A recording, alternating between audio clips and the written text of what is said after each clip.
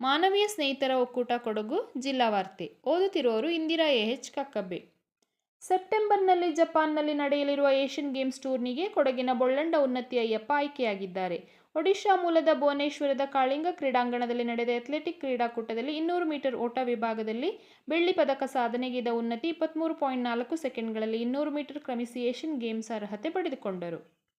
ಗೋಣಿಕೊಪ್ಪಲಿನ ಕಾವೇರಿ ಪದವಿ ಪೂರ್ವ ಕಾಲೇಜು ಹಾಗೂ ಜಿಲ್ಲಾ ಕಾನೂನು ಸೇವೆಗಳ ಪ್ರಾಧಿಕಾರದ ಸಂಯುಕ್ತ ಆಶ್ರಯದಲ್ಲಿ ಕಾಲೇಜಿನ ಸಭಾಂಗಣದಲ್ಲಿ ಕಾನೂನು ಅರಿವು ಮತ್ತು ಮಾದಕ ವಸ್ತು ವಿರೋಧಿ ಜಾಗೃತಿ ಕಾರ್ಯಾಗಾರ ನಡೆಯಿತು.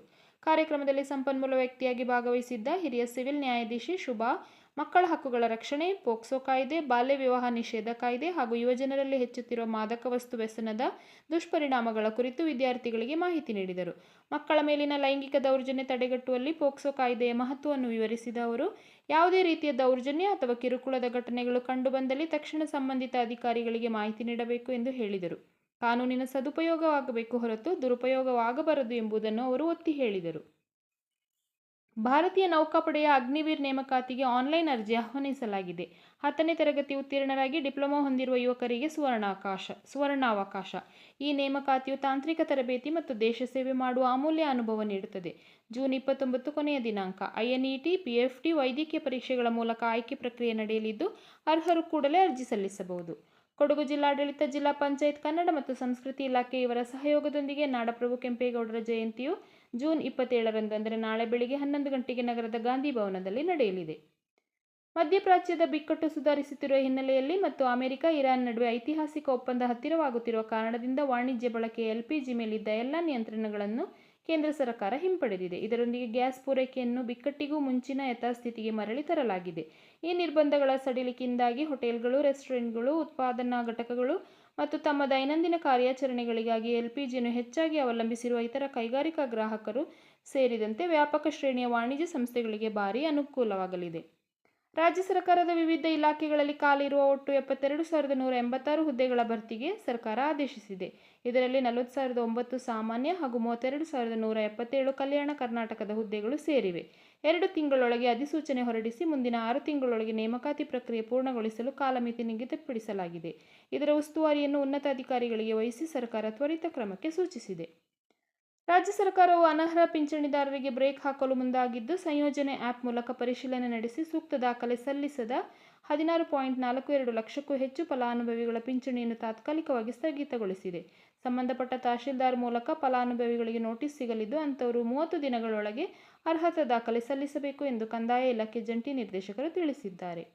ಮೂರ್ನಾಡು PM ಶ್ರೀ ಕರ್ನಾಟಕ ಪಬ್ಲಿಕ್ ಶಾಲೆಗೆ 2026-27ನೇ ಸಾಲಿಗೆ ಪೂರ್ವ ಪ್ರಾಥಮಿಕ ಶಿಕ್ಷಕರು, ಕಂಪ್ಯೂಟರ್ ಶಿಕ್ಷಕರು, ಯೋಗ ಮತ್ತು ಕರಾಟೆ ಶಿಕ್ಷಕರು, ಸಂಗೀತ ಮತ್ತು ನೃತ್ಯ ಶಿಕ್ಷಕರು ಹಾಗೂ ಭದ್ರತಾ ಸಿಬ್ಬಂದಿಯ ನೇಮಕಾತಿಗಾಗಿ ತಾತ್ಕಾಲಿಕವಾಗಿ ಭರ್ತಿ ಮಾಡಲು ಅರ್ಹ ಅಭ್ಯರ್ಥಿಗಳಿಂದ ಅರ್ಜಿ ಆಹ್ವಾನಿಸಲಾಗಿದೆ. ರಾಜ್ಯದಲ್ಲಿ ಮಳೆ ಕೊರತೆಯಿಂದ ಜೀವನಾಡಿ ಕಾವೇರಿ ನದಿ ಸಂಪೂರ್ಣ ಬತ್ತುವ ಹಂತಕ್ಕೆ ತಲುಪಿದೆ. ಇದರಿಂದ ಭವಿಷ್ಯದಲ್ಲಿ ಕುಡಿಯುವ ನೀರಿನ ಸಮಸ್ಯೆ ಎದುರಾಗುವ ಆತಂಕ ಹೆಚ್ಚಾಗಿದೆ.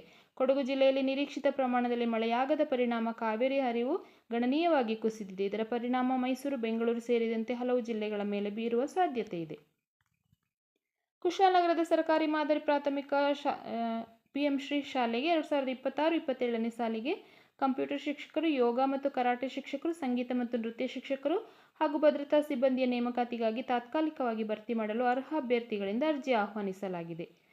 ಕರ್ನಾಟಕ ಯೂತ್ ಲೀಗ್ನಲ್ಲಿ ನಕ್ಷತ್ರ ಫುಟ್ಬಾಲ್ ಅಕಾಡೆಮಿ ಭಾಗವಹಿಸುತ್ತಿದ್ದು, ಇದರ ಭಾಗವಾಗಿ ಕೊಡಗು ಜಿಲ್ಲಾ ತಂಡದ ಆಯ್ಕೆ ಪ್ರಕ್ರಿಯೆ ಇದೇ ಜೂನ್ 28 ಭಾನುವಾರ ಆಯೋಜಿಸಿದೆ ಎಂದು ನಕ್ಷತ್ರ ಫುಟ್ಬಾಲ್ ಅಕಾಡೆಮಿ ಸಂಸ್ಥಾಪಕ ಹರೀಶ್ ತಿಳಿಸಿದ್ದಾರೆ.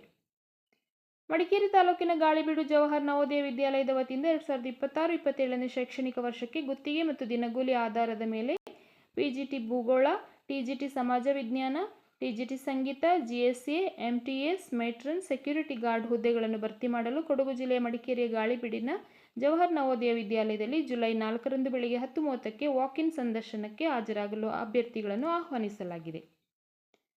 ಕರ್ನಾಟಕ ರಾಜ್ಯದಲ್ಲಿ 2020-2025ರವರೆಗೆ 5 ವರ್ಷಗಳ ಅವಧಿಯಲ್ಲಿ ಸಲ್ಲಿಸಿದ ಅತ್ಯುತ್ತಮ ಸೇವೆ ಹಾಗೂ ಕರ್ತವ್ಯ ನಿಷ್ಠೆಯನ್ನು ಪರಿಗಣಿಸಿ ನೀಡಲಾಗುವ ಪ್ರತಿಷ್ಠಿತ DG ಮತ್ತು IGP ಪ್ರಶಂಸನಾ ಪದಕಕ್ಕೆ ಕೊಡಗಿನ ಅಮ್ಮಂಡ G. ಕಾರ್ಯಪ್ಪ ಅವರು ಆಯ್ಕೆಯಾಗಿದ್ದಾರೆ. ಮೂಲತಃ ಕಡಂಗಮೂರೂರು ಗ್ರಾಮದವರಾಗಿದ್ದಾರೆ.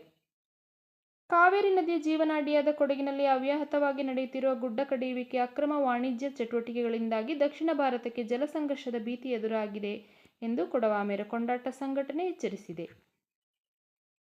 ನೆಲಜಿಯ ಮಲ್ಮಾ ಬೆಟ್ಟದ ಬಳಿ ಖರೀದಿಸಿದ 59 ಎಕರೆ 90 ಸೆಂಟ್ ಜಾಗವನ್ನು ಸ್ಥಳೀಯರ ಭಾವನೆಗಳಿಗೆ ಗೌರವ ನೀಡಿ ಮಾರಾಟ ಮಾಡುವುದಾಗಿ ಅಥವಾ ಅರಣ್ಯ ಇಲಾಖೆಗೆ ಹಸ್ತಾಂತರಿಸುವುದಾಗಿ ಶ್ರೀ ಎಂ ಮುಮ್ತಾಜ್ ಅಲಿ ತಿಳಿಸಿದ್ದಾರೆ. ರಸ್ತೆ ನಿರ್ಮಾಣ ಹಾಗೂ 10 ಎಕರೆ ವಾಣಿಜ್ಯ ಪರಿವರ್ತನೆಗೆ ಅರ್ಜಿ ಸಲ್ಲಿಸಿದ್ದಕ್ಕೆ ಸ್ಥಳೀಯರಿಂದ ತೀವ್ರ ವಿರೋಧ ವ್ಯಕ್ತವಾಗಿತ್ತು.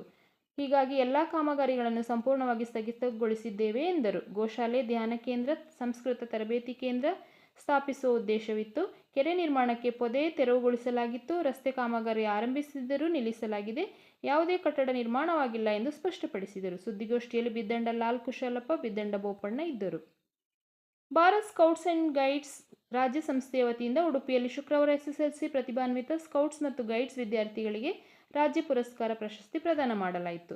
ಎಸ್ಎಸ್ಎಲ್ಸಿ ಪರೀಕ್ಷೆಯಲ್ಲಿ ರಾಜ್ಯದಲ್ಲಿ 90%ಕ್ಕಿಂತ ಹೆಚ್ಚು ಅಂಕಗಳನ್ನು ಪಡೆದ ಸ್ಕೌಟ್ಸ್ ಮತ್ತು ಗೈಡ್ಸ್ ವಿದ್ಯಾರ್ಥಿಗಳಿಗೆ ನೀಡಲ್ಪಟ್ಟ ರಾಜ್ಯ ಪುರಸ್ಕಾರಕ್ಕೆ ಕೊಡಗು ಜಿಲ್ಲೆಯಿಂದ ಭಾಜನರಾದ ಕೂಡುಮಂಗಳೂರು ಸರ್ಕಾರಿ ಪ್ರೌಢಶಾಲೆಯ ವಿದ್ಯಾರ್ಥಿನಿ ಬಿ ದಿಶಾಳಿಗೆ ಸಂಸ್ಥೆಯ ರಾಜ್ಯ ಆಯುಕ್ತರಾದ ಶ್ರೀ ಪಿ.ಜಿ. ಅರ್ಸಿಂಧ್ಯ ಸರ್ ಅವರು ರಾಜ್ಯ ಪುರಸ್ಕಾರ ನೀಡಿ ಪ್ರಶಸ್ತಿ ಪತ್ರ ವಿತರಿಸಿದರು.